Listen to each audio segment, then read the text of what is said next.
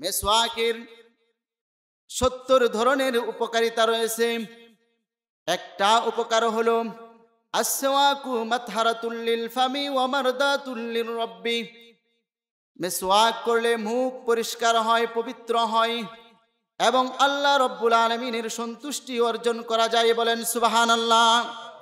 মেসওয়াকের আরেকটি বড় ফজিলত হলো যারা নিয়মিত মেসওয়াক করবে আল্লাহ রব্বুল আলামিন মৌতের সময়, মৃত্যুর সময় কালেমা নসিব ইমানের সাথে তার মৌত দান করবেন। সুবহানাল্লাহ।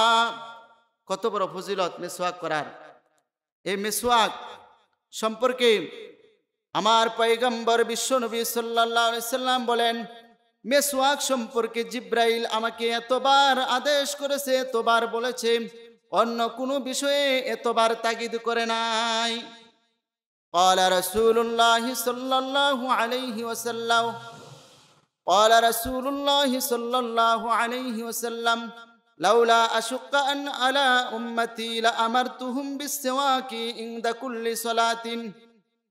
নবীজি বলেন, আমার উম্মতের কষ্টর যদি আমি ধারণা না করতাম, আশঙ্কা না করতাম, তাহলে আমার উম্মতের জন্য আমি নির্দেশ দিতাম প্রত্যেক ওযুর সময়, প্রত্যেক নামাজের সময় যেন তারা মেসওয়াক করে। এটাকে মেসওয়াক করা তো সুন্নত, কিন্তু নবীজির আদেশ যদি এখানে জড়িত হয়ে যেত, নবীজি যদি আদেশ করতেন তাহলে মেসওয়াক করা ওয়াজিব হয়ে যেত। মেসওয়াক আমরা কখন করব?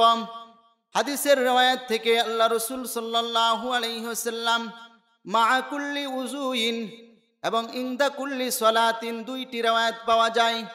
প্রত্যেক ওযুর সময় মেসওয়াক করা সুন্নত এবং নামাজের সময়ও মেসওয়াক করা সুন্নত। ওযু যখন করব আমরা হাতের কবজি ধোয়ার পরে আমরা মেসওয়াক করে তারপরে ওযু আরম্ভ করব এবং নামাজের পূর্বে মেসওয়াক করাও এটা স্বতন্ত্র আরেকটি সুন্নত। মেসওয়াক করার আরেকটি সুন্নত হলো জুমার দিন মেসওয়াক করা সুন্নত। আমরা যারা নামাজ পড়তে আসছি অনেক মানুষ কিন্তু আজকে হয়তোবা অনেকেই মেসওয়াক করে আসি নাই। আলহামদুলিল্লাহ, আল্লাহ পাক রব্বুল আলামিন এই অধমকে প্রিয় নবী সাল্লাল্লাহু আলাইহি সাল্লামের এই সুন্নতের উপর আমল করার আল্লাহ তাআলা তৌফিক দিয়েছেন। আল্লাহ তাআলা যেন কিয়ামত পর্যন্ত এই উম্মতকে, এই জাতিকে মেসওয়াকের উপর আমল করার তৌফিক দান করে। সকলে বলি আমিন। এবং আমাকে, আপনাদেরকে সবাইকে মৌত পর্যন্ত যেন মেসওয়াকের উপর আমল করতে পারি। সকলে বলি আমিন। মেসওয়াক করা রমজান মাসে বেশি বেশি মেসওয়াক করা সুন্নত। নবীজি সাল্লাল্লাহু আলাইহি ওয়াসাল্লাম পবিত্র রমজান মাসে এত অধিক পরিমাণ মেসওয়াক করতেন। আম্মা জান আয়েশা রাদিয়াল্লাহু তাআলা আনহা বলেন, নবীজি এত মেসওয়াক করতেন রমজান মাসে আমি গুণে শেষ করতে পারবো না। সুবহানাল্লাহ। এত মেসওয়াক করতেন। মেসওয়াকের কত ফজিলত। এরপরে যদি কেউ সফরে থাকে, দূরে থাকে, ঘরের ভিতরে প্রবেশ করে বাড়িতে যায়, সালাম দিয়ে ঘরে প্রবেশ করলো, ঘরে প্রবেশ করার পরে মেসওয়াক করা এটাও আরেকটি সুন্নত। হাদিস শরীফ আসছে, আম্মা জান আয়েশা রাদিয়াল্লাহু তাআলা আনহা বলেন, রাসূল সাল্লাল্লাহু আলাইহি সাল্লাম যখন ঘরে প্রবেশ করতেন, ঘরে প্রবেশ করার পর সর্বপ্রথম তিনি মেসওয়াক করতেন। আরেকটি সুন্নত হলো ঘুম থেকে ওঠার সময় মেসওয়াক করা সুন্নত। ঘুম থেকে ওঠার পরে মেসওয়াক করা সুন্নত। আরেকটি সুন্নত হলো যখন দাঁত ময়লা হয়ে যায়, অপরিষ্কার হয়ে যায়, তখন মেসওয়াক করা সুন্নত। এছাড়াও রাসূলুল্লাহ সাল্লাল্লাহু আলাইহি সাল্লাম বিভিন্ন সময় মেসওয়াক করতেন।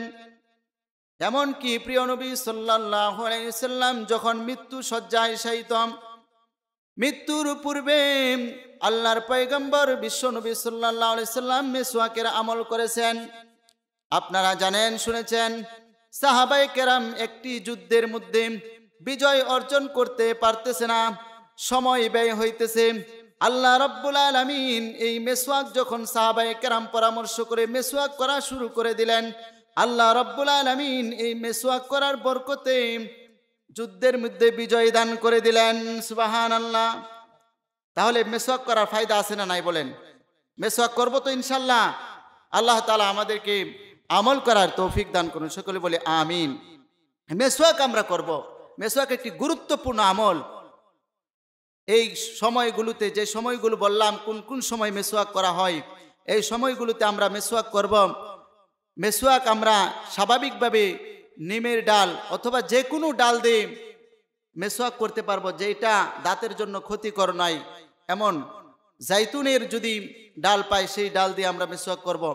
আল্লাহ তাআলা আমাদের প্রত্যেকটা মানুষকে মেসওয়াকের আমলটা যেন আমরা করে যাইতে পারি, আল্লাহ তাআলা তৌফিক দান করুন। মেসওয়াক করলে নবীর সাথে মহব্বত হবে, এটা আম্বিয়া কেরামদেরও সুন্নত। নকশে কদম নবী কে हैं जन्नत के रास्ते, अल्लाह से मिलाते हैं सुन्नत के रास्ते। নবীজির পদাঙ্ক অনুসরণ করা, নবীজির তরিকায় চলা, এটা হলো সোজাসুজি জান্নাতের রাস্তা। বলেন না সুবহানাল্লাহ। একটু জোরে আওয়াজ দিয়ে সকলেই জবান খুলে আল্লাহর পবিত্রতা ঘোষণা করবেন।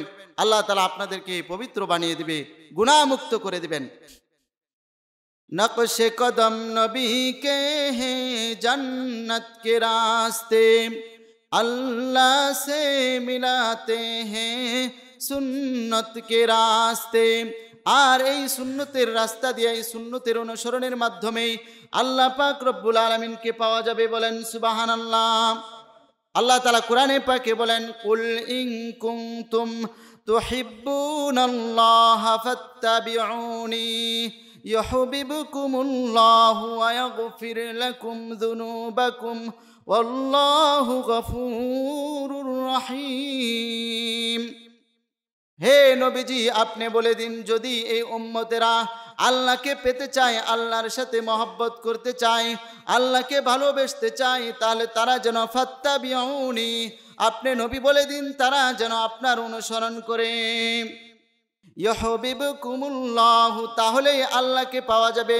শুধু আল্লাহকে পাওয়া যাবে না, বরং আল্লাহ তাআলা নিজে তাদেরকে মহব্বত করবেন। বলেন না সুবহানাল্লাহ। এত বড় ফজিলত, আলহামদুলিল্লাহ। ওয়া ইয়াগফির লাকুম যুনুবাকুম, শুধু তাই না, মহান আল্লাহ রাব্বুল আলামিন তাদের গুনাহসমূহ ক্ষমা করে দিবেন। গুনাহ আল্লাহ তাআলা ক্ষমা করে দিবেন। ওয়া ইয়াগফির লাকুম যুনুবাকুম ওয়াল্লাহু গফুরুর রহিম। আল্লাহ বলেন, কেনই বা আল্লাহ তাআলা ক্ষমা করবেন না? তিনি তো অত্যন্ত ক্ষমাশীল এবং দয়াবান। আমরা প্রিয় নবী সাল্লাল্লাহু আলাইহি সাল্লামের যে সুন্নাত মেসওয়াক আমরা গুরুত্ব সহকারে আদায় করব তো ইনশাআল্লাহ। আমাদের ঘরের ভিতরে আমল চালু করে দিব। শুধু পুরুষদের জন্য মেসওয়াক করা সুন্নত নয়, নারীদের জন্যও মেসওয়াক করা সুন্নত। সুতরাং আমরা আমাদের পরিবারের ভিতরে মেসওয়াকের এই সুন্নতটা চালু করে দেব। এর চেয়ে সহজ আমল আল্লাহ রাব্বুল আলামিন দেন কত আমাদেরকে ফজিলত দান করতেছেন। এখন ব্রাশ আর টুথপেস্ট আইসা আমাদের মেসওয়াকের মতো গুরুত্বপূর্ণ একটি আমল। আহা, আমার নবী যখন মৃত্যু শয্যায়, তখনও তিনি মেসওয়াক খুঁজছেন, মেসওয়াক তিনি করেছেন। আমরা মেসওয়াক করব। আল্লাহ তাআলা আমাদেরকে আমল করার তৌফিক দান করুন।